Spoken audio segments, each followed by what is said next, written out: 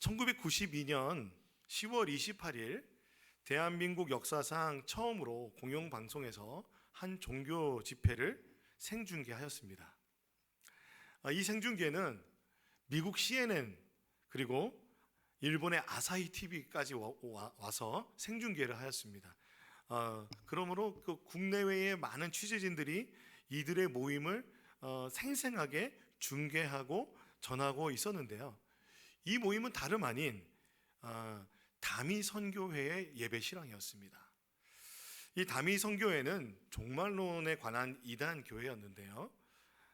특별히 이장님 목사를 중심으로 한 이 다미 선교회는 휴거 들어보셨습니까? 예수님께서 오실 때에 성도들이 들림받는 휴거가 일어난다는 것을 주장하였습니다.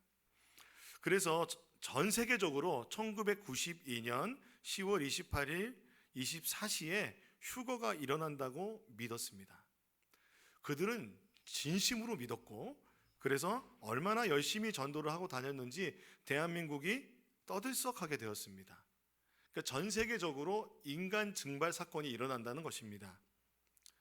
이것을 믿은 사람들은 집과 가산을 다 정리하여 이곳에 올인하였습니다. 또한 가족도 버리고 그리고 자신의 삶도 일상도 다 내버린 채 이곳에 빠지게 되었습니다.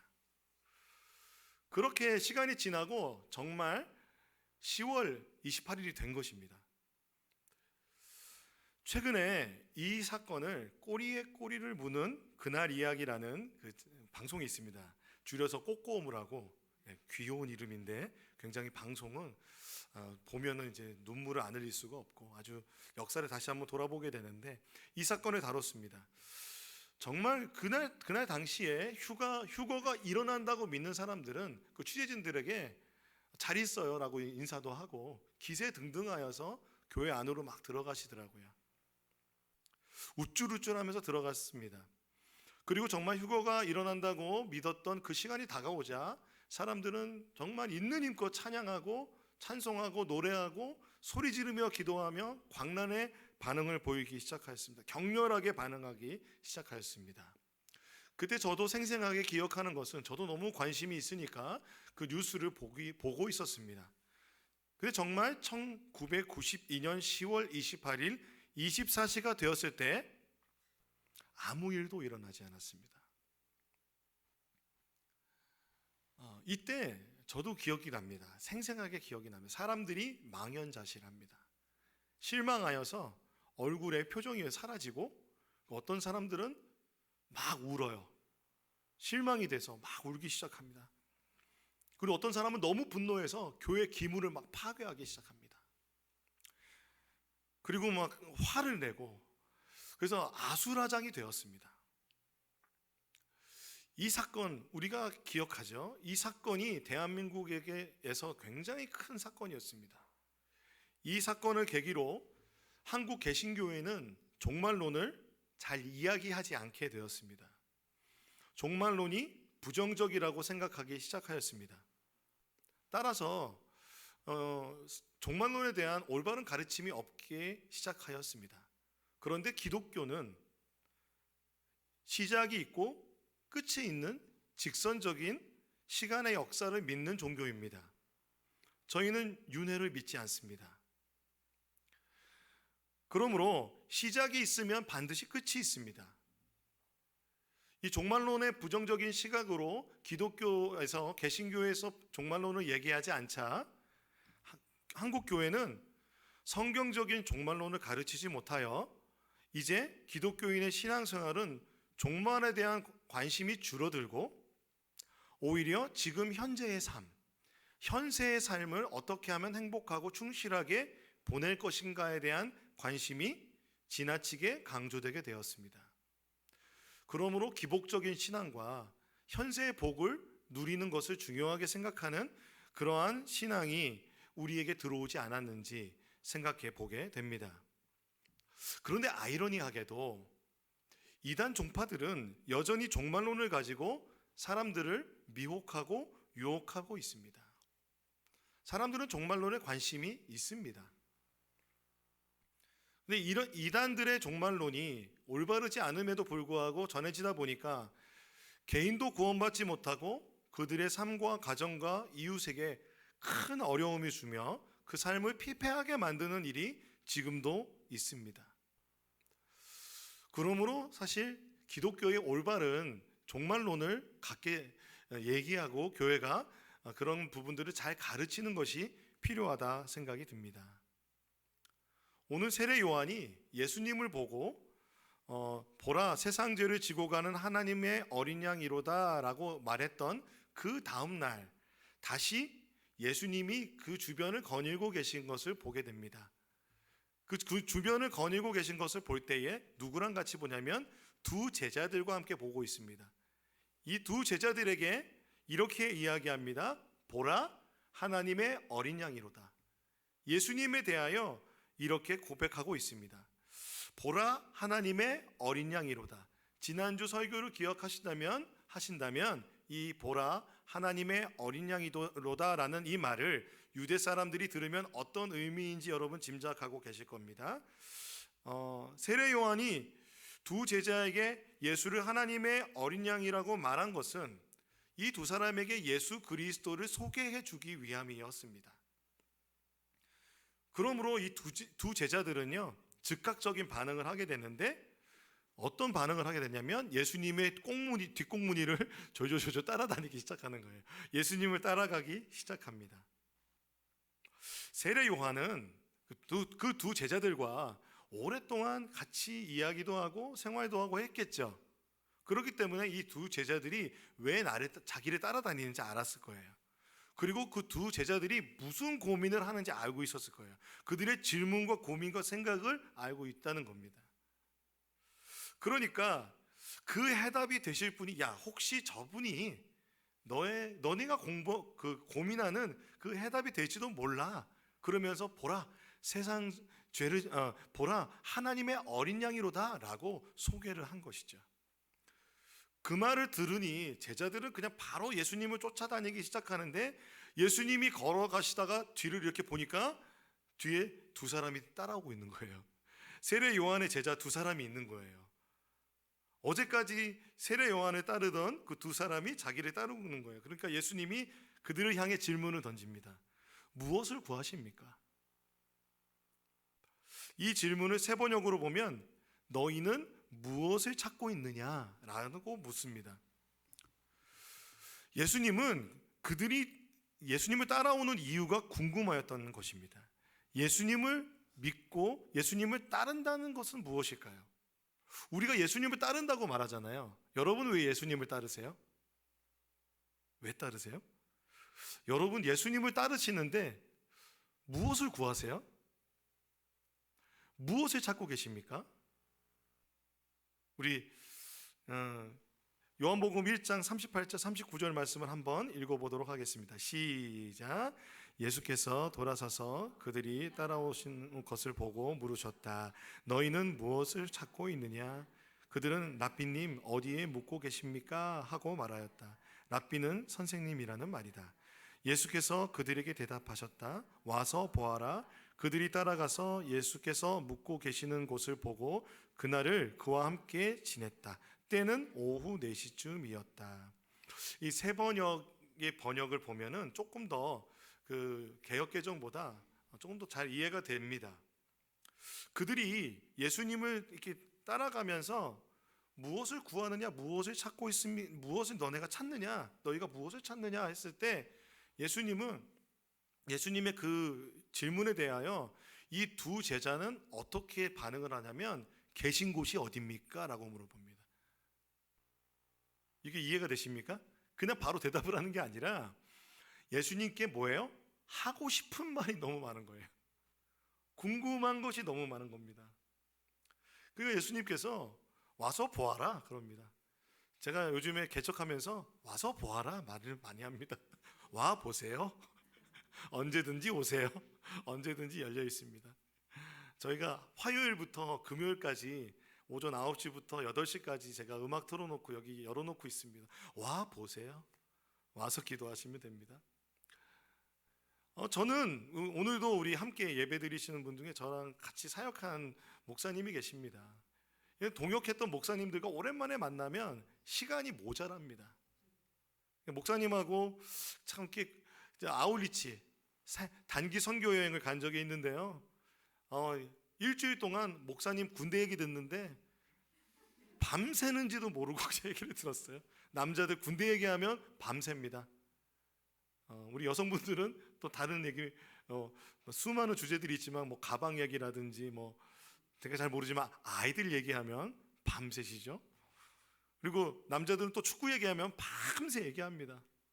자기가 좋아하니까 그 과묵하고 묵묵하던 사람이 축구 얘기 시작하면, 군대 얘기 시작하면, 그리고 군대에서 축구했던 얘기하면 이제 밤새입니다. 그러니까 이들은 그동안 궁금했던 게 너무 많았어요. 그래서 예수님이 계신 곳이 어딘지 가서 예수님과 함께 거하면서 예수님과 함께 오랜 시간 얘기를 나누었다는 표현입니다. 그래서 개역개정에서는 10시라고 되어 있고 세번역은 오후 4시라고 되어 있는데 이 시간의 어떤 그 계산의 시간의 표현에 있어서는 오후 4시가 맞다는 사람도 있고 10시가 맞다는 사람도 있습니다. 오후 4시든지 10시든지 오후 4시는 그러니까 그 유대인의 시간 계산법으로 했을 때 오후 4시가 되고요. 그리고 그냥 일반적인 헬라의 시간의 계산법으로 하면 우리의 시간의 계산법과 같아서 오전 10시예요. 그러면 오전 10시부터 하루 종일 있었다는 가정이 될 수도 있고 그리고 오후 4시부터 밤새서 예수님과 얘기를 했다는 것입니다. 자, 이렇게 오랜 시간 이야기하고 내린 결론이 뭐냐면 이 사람은 메시아다 입니다. 이거 어떻게 할 수 있어요? 안드레가 그 형제 시몬, 우리가 잘 아는 베드로, 그의 이름은 요한의 아들 시몬 게바이며 베드로입니다. 제가 읽어드릴게요. 요한의 말을 듣고 예수를 따르는 두 사람 중에 하나는 시몬 베드로의 형제 안드레라. 그가 먼저 자기의 형제 시몬을 찾아 말하되 우리가 메시아를 만났다. 그들의 관심은 무엇이었냐면 메시아였습니다. 메시아는 번역하면 무엇입니까? 그리스도.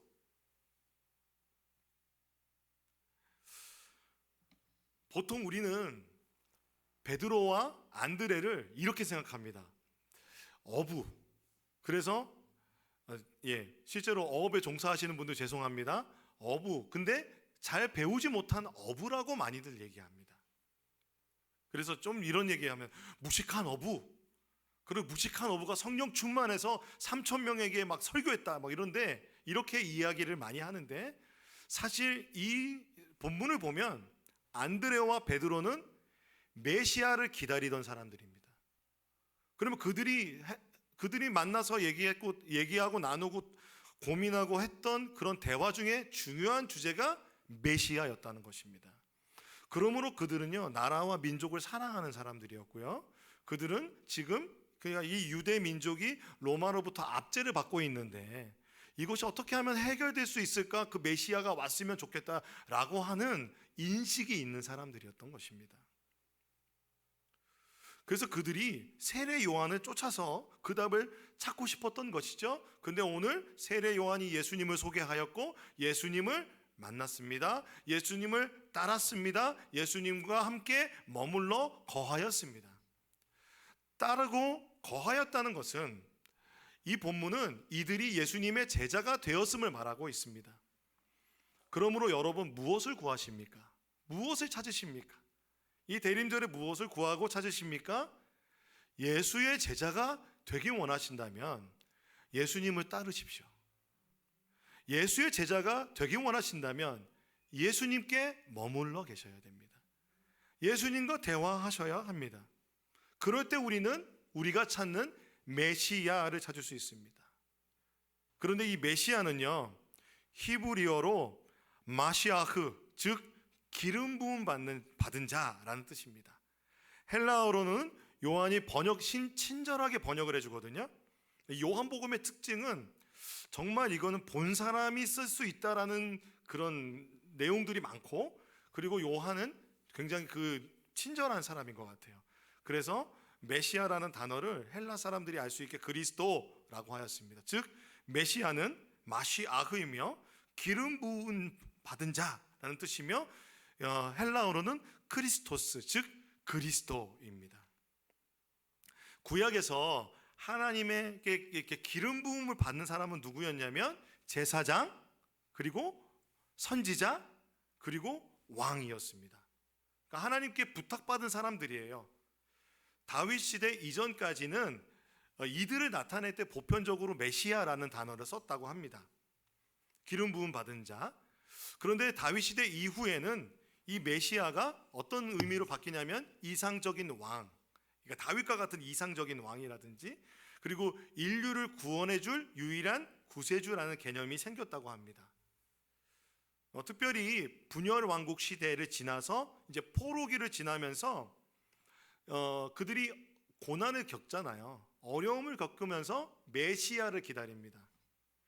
그러니까 메시아를 기다린다는 것은 우리를 구원해 줄 구원자를 기다리는 것입니다. 지금 나의 상황과 환경의 어려움을 구원해 주실 그분 메시아를 기다리는데, 대부분의 선지서는, 이때 고백됐던 선지서는 그 메시아를 어떻게 고백하고 있냐면은 고난받는 종으로서 표현합니다. 우리가 지난주 살펴봤었죠. 그런데 포로 귀환기를 겪으면서 예수 그리스도가 오시기까지 이게 중간기를 거치면서 이 메시아를 기다리는 유대인들의 그런 반응이 두 가지로 나뉘게 되었습니다. 첫 번째 반응은 정치적 해방자로서 메시아를 기다리는 겁니다. 그러니까 다윗의 시대를 회복하는, 그래서 막강한 군사력과 정치력으로 이방의 압제자들, 특별히 로마, 그렇죠? 로마와 같은 압제자들을 물리쳐서 다윗 왕조를 일으키고 다윗 시대의 영화와 번영을 회복할 메시아를 기다립니다. 지금 이스라엘이란 나라, 그 유대인들은 지금도 이 메시아를 기다리고 있습니다. 두 번째는 절망적인 세상과 현실을 떠나는 결정을 하는 초월한 천상의 메시아, 즉 천국의 메시아, 내세의, 그러니까 죽어서 만나는 메시아를 강조하는 사상이 있었습니다. 그러므로 이 땅에서는 어떻게 해요? 절제하고 그리고 따로 모여서 공동체 생활을 했는데, 그러니까 쿰란 공동체, SNF파처럼 세속을 벗어나서 고립하여서 경건주의에 몰입하는 사람들로 나타났습니다. 근데 이 모습을 보면 지금 우리의 모습과 비슷하지 않습니까? 메시아라고 했을 때는요, 딱 메시아라는 단어가 나오면 종말을 뜻합니다. 이 지금 고통이 끝난다. 근데 그것이 또한 우리를 구원하고 우리를 심판할 왕으로서 메시아가 온다는 것은 그 종말이 있다는 뜻이에요. 그런데 우리는 첫 번째 유대인처럼 정치적인 메시아만을 기다릴 때가 있어요. 그렇죠? 그래서 내가 지금 살고 있는 이 상황이 내 현세의 삶이 재정적으로, 그리고 또 정치적으로, 경제적으로, 사회적으로 안정되기만을 바라는 경우가 있습니다. 물론 하나님은 우리에게 그것을 주시는, 평화를 주시는 분이시지만 그것만은 아니라는 것입니다. 반대로 너무 죽어서 가는 천국만을 바라보는 사람들이 있어요. 그럴 경우에는 이 종말론이, 이 메시아를 기다린다는 것이 지금 내 현세의 삶은 도피해야 되는 것이고, 그리고 그것을 그 구원을 줄 사람을 찾기 때문에 이런 경우에는 오히려 이단에 빠지거나 현실을 외면하면서 살아갈 수 있다는 것입니다. 그런데 사실 그들이 기다리던 메시아는 누구냐면 구약에서 예언된 대로 자기를 비워 종의 형체, 즉 사람의 모습을 가져 성육신하신 하나님의 아들이십니다. 그분은 우리의 모든 질고를 지고 고난받는 종으로 묘사되어 있습니다. 십자가에 자기 자신을 대속제물로 주시는, 인류의 죄를 대속하여 주시는 메시아, 즉 그리스도이십니다. 그래서 기독교의 신앙은 오늘 이들이 고백하는 것처럼 우리가 메시아를 만났다, 예수 그리스도가 메시아이다, 예수는 그리스도이시다, 그리스도가 예수이시다 입니다. 예수가 그리스도라고 고백한다는 것. 그러므로 여러분, 이 대림절에 우리가 성탄절 크리스마스라는 것은요, 그리스도를 기뻐하는 것입니다. 그리스도를 예배하는 것입니다. 그리스도를 따라가고 그분과 함께 거하여야 하는 것입니다. 지난주 우리는요, 하나님의 어린 양을 결국 승리자의 모습으로 실패자나 약자의 모습이 아님을 우리가 배웠습니다. 이 땅에 오셔서 십자가를 지고 속죄하시고 부활하신 그 예수님, 지금도 하늘 보좌에 계셔서 다시 오시어서 하나님의 나라를 우리에게 이루어 주실 분입니다. 즉 제자들이 믿었던 메시아는 초림 예수의 이 땅에 오신 예수의 모습이었습니다. 그 예수를 보았습니다. 우리는 그 예수를 믿을 뿐만 아니라 이제 심판주로 오시는 그 메시아, 재림하실 예수 그리스도를 우리는 믿는 것입니다. 여러분 믿으십니까? 기독교의 종말론은요, 결코 세상의 끝을 종말이라 말하지 않습니다. 종말은 하나님의 통치가 이루어지는 것입니다. 따라서 하나님은요, 이제 모든 악하고 어두운 것을 물리치시고 하나님이 원래 창조하신 그 세상 그대로 온전한 통치를 이루어 주시는 것, 하나님의 나라를 이루어 주시는 것을 말합니다. 즉 메시아의 오심은 종말에 대해 말하게 되며, 메시아의 다시 오심, 재림은 시대의 끝이 아니라 하나님의 통치가 시작되는 새로운 시작인 것입니다. 여러분 믿으십니까? 아멘입니다. 따라서 이 메시아, 즉 기름 부음 받은 자 그리스도를 우리가 왕으로서, 제사장으로서, 선지자로서 기름 부음 받은 예수를 통해 선포된 하나님의 나라를 통해서 우리는 올바른 종말론을 갖게 되는 것입니다. 그렇다면은 이 종말론은 어떤 개념으로 가야 되냐면 하나님 나라의 개념으로 가야 됩니다. 하나님의 나라. 사랑하는 성도 여러분, 하나님의 나라는, 천국은 죽어서 가는 나라가 아닙니다. 죽어서만 가는 나라가 아닙니다. 즉 하나님의 나라는 메시아가 통치하는 나라인데 현재적인 측면이 있습니다. 마가복음 인물을 보면 요한이 잡힌 후 예수께서 갈릴리에 오셔서 하나님의 복음을 전파하여 이르시되 때가 찼고 하나님의 나라가 가까웠으니 회개하고 복음을 믿으라 말씀하셨습니다. 말씀하신 때가 찼고 가까이 왔다는 동사는요, 현재 완료형이에요. 무슨 말입니까? 예수님, 하나님의 나라가 이미 세상에서 시작되었다라는 것입니다. 여기서 나라는 바실레이아라는 것인데요, 이 바실레이아가 두 가지 차원이 있다고 합니다. 첫 번째는요, 왕권과 통치의 개념이에요. 하나님의 나라가 이루어진다는 것은 예수가 우리의 삶의 왕이 된다는 것입니다.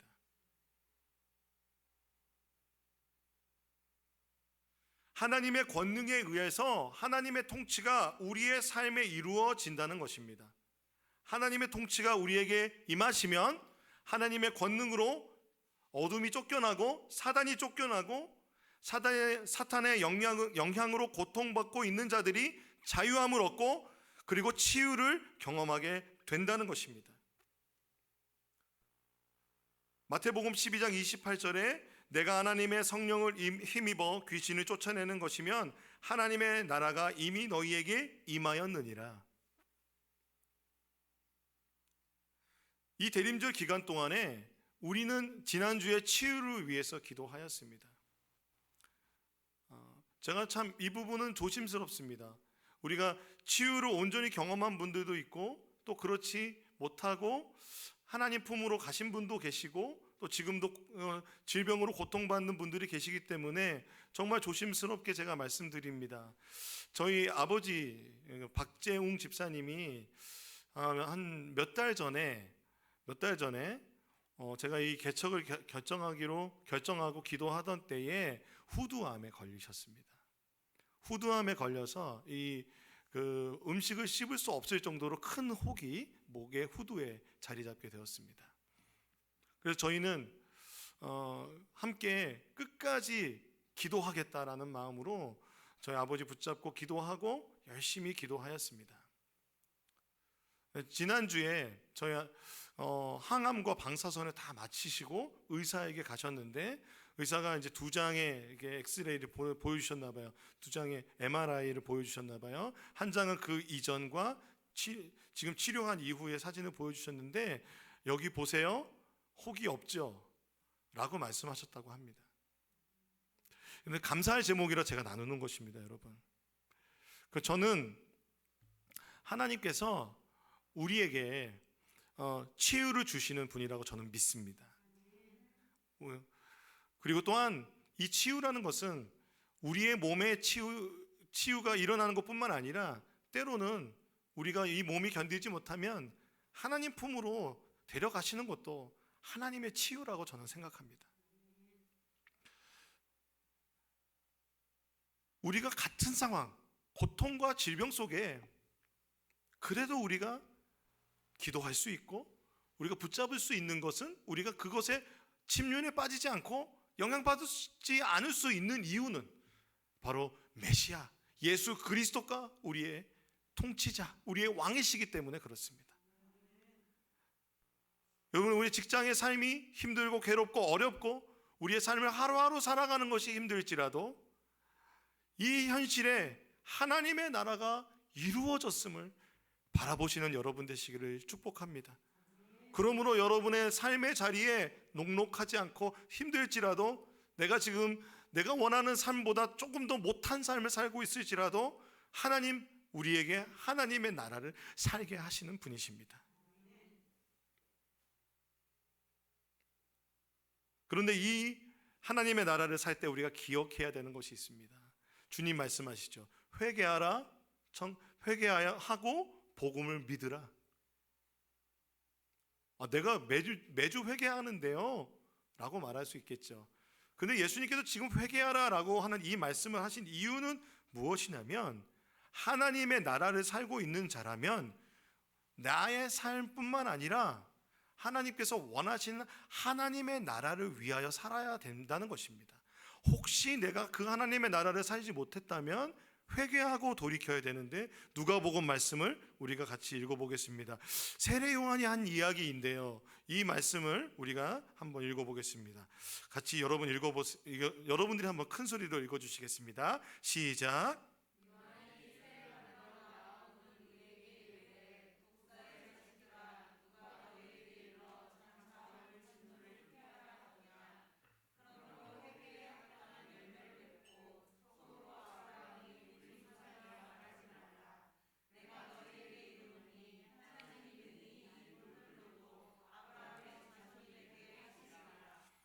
이미 도끼가 나무 뿌리에 놓였으니 좋은 열매 맺지 아니하는 나무마다 찍혀 불에 던지리라. 무리가 물어 이르되 그러면 우리가 무엇을 하리이까? 대답하여 이르되 옷 2벌 있는 자는 옷 없는 자에게 나눠줄 것이요 먹을 것이 있는 자도 그렇게 할 것이니라. 세리들도 세례를 받고자 하여 와서 이르되 선생이여 우리는 무엇을 하리이까 하매 이르되 부과된 것 외에는 거두지 말라 하고, 군인들도 물어 이르되 우리는 무엇을 하리이까 하매 이르되 사람에게서 강탈하지 말며 거짓으로 고발하지 말고 받는 급료를 족한 줄로 알라 하니라. 즉 무엇입니까? 말로만 하는 회개가 아니라 옷 없는 자에게 옷을 나눠주라는 것입니다. 내가 가지고 있는 것이 나눠줄 것이 있다면 나눠주라는 것입니다. 또한 내 삶이 혹시 공직에 있다면 공정한 삶을 살으라는 것입니다. 세금을 강탈하지 말고 뇌물을 받지 말고 공정하게 대하라는 것입니다. 뒷돈 받지 말라는 것입니다. 이런 것을 왜 회개하라고 하셨을까요? 여러분, 그렇다면 우리는 회개할 것이 많이 있을지 모르겠습니다. 이것이 하나님의 나라에 들어가는 것이라는 것입니다. 하나님의 나라에 들어간다는 것, 회개하여 복음을 믿어 하나님의 나라에 들어간다는 것, 종말론적인 삶이라는 것은 즉 하나님 나라의 방식대로 살아가는 것입니다. 하나님의 나라는 때로는 이 바실레이아는 개념은 통치뿐만 아니라 성장의 개념이 있어요. 어떻게 해요? 겨자씨 비유와 같이 씨가 자라나서 어떻게 그 나무가 되는지 보는 것입니다. 겨자씨 여러분 보셨어요? 너무 조그만 씨잖아요. 근데 엄청나게 큰 나무가 됩니다. 하나님의 나라가 그렇게 성장하게 되기 위하여는 우리 믿는 사람은 돌이켜 회개하여 지금 성경 말씀대로 하나님의 나라가 자라게 된다는 것은 우리가 나누는 삶, 그리고 이웃을 돌보는 삶, 하나님의 법과 식으로 살아가는 그 삶을 살아간다는 것입니다. 여러분, 하나님의 나라는 그래서 또한 미래적인 측면이 있습니다. 이 땅에 다시 오실 것을 약속하셨습니다. 마가복음에 보면 그때에 인자가 구름을 타고 큰 권능과 영광으로 오는 것을 사람들이 보리라. 또 그때에 그가 천사들을 보내어 자기가 택하신 자들을 땅 끝으로부터 하늘 끝까지 사방에서 모으리라. 예수님은요, 다시 오실 때 구원과 심판이 있을 거라 말씀하십니다. 예수님께서 양과 염소를 구분하여서 양은 오른편에 염소는 왼편에 둔다고 말씀하십니다. 하나님의 나라의 법칙으로 하나님을 믿고 따르고 예수 그리스도의 제자가 된 자들은 예수님의 오른편에, 그러나 그렇지 못한 자들은 그 심판의 종말에 속하게 된다는 것입니다. 그런데 이 기준이 무엇이냐면 앞서 말씀드린 것처럼 지극히 작은 자를 어떻게 대하였는가. 마태복음에 보면요, 임금이 대답하여 이르되 내가 진실로 너희에게 이르노니 너희가 여기 내 형제 중에 지극히 작은 자 하나에게 한 것이 곧 내게 한 것이라. 또한 내가 진실로 너희에게 이르노니 이 지극히 작은 자 하나에게 하지 아니하는 것이 곧 내게 하지 아니한 것이다. 지극히 작은 자. 예수님의 재림의 때에 이 하나님의 통치는 완전하게 실현되어 하나님의 나라가 임할 것입니다. 그때 우리는 부활의 몸을 입고 하나님의 그 나라 가운데서 하나님과 함께 그 하나님의 나라를 누리게 될 것입니다. 마태복음의 기준으로 보면요, 우리는요, 그러니까 예수님이 오실 때 영벌 또는 영생이 우리 앞에 있다고 성경은 말하고 있습니다. 이것은 무엇을 말합니까? 바로 구원받은 성도들이 삶에 어떠한 책임을 가지고 살아야 되는가를 말해주고 있다는 것입니다. 종말론에 대하여 끝을 바라보는 것이 아니라, 끝을 바라보는 것뿐만 아니라 내 삶에 지금 하나님의 나라를 살아간다는 것.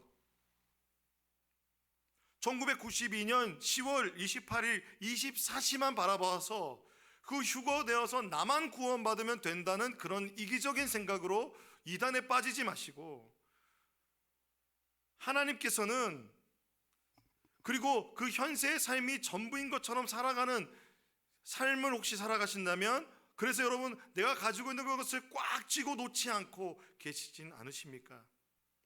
여러분, 우리가 종말에 우리가 쥐고 있는 것 얼마나 가지고 가실 수 있겠습니까? 여러분의 재산, 여러분의 삶에 있는 것 얼마나 쥐고 가실 수 있습니까? 그리고 뿐만 아니라 예수님의 이 재림의 때는 아무도 모른다고 합니다. 하나님만 아신다고 합니다. 그러므로 재림의 때가 이때다라고 말하거나 예수가 아닌 다른 메시아를 내가 그리스도라고 말하는 사람은 다 이단입니다. 그래서 주님께서 말씀하시는 것은 무엇이냐면 오직 주의하고 깨어 있으라 말씀하십니다. 마가복음에 그러나 그날과 그때는 아무도 모르나니 하늘에 있는 천사들도 아들도 모르고 아버지만 아시느니라. 주의하라, 깨어 있으라. 그때가 언제인지 알지 못함이니라. 그러므로 여러분, 우리 이 대림 전에 하나님이 원하시는 것이 있다면, 하나님의 나라의 정말로를 살아가는 우리에게 원하시는 것은 바로 하나님의 사랑을 실천하는 것입니다. 하나님을 사랑하고 이웃을 사랑하는 것이 바로 계명을 지키는 것입니다. 하나님의 뜻대로 살아가는 것입니다. 마가복음 말씀 우리 같이 한번 읽어보겠습니다. 시작.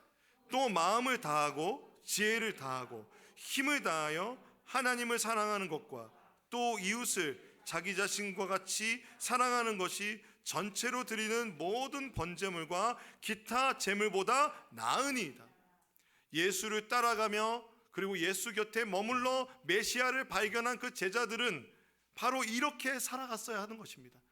회개하고 복음을 믿으라라고 말할 때 우리는 바로 하나님 사랑과 이웃 사랑의 정신을 실천하는 것입니다. 높은 뜻 안성교회는 하나님의 사랑과 평화가 이 땅 가운데, 안성 땅 가운데, 열방 가운데 실현되기를 원합니다. 여러분, 이 대림절에 누구를 기다리십니까? 예수님 분명히 다시 오실 것입니다.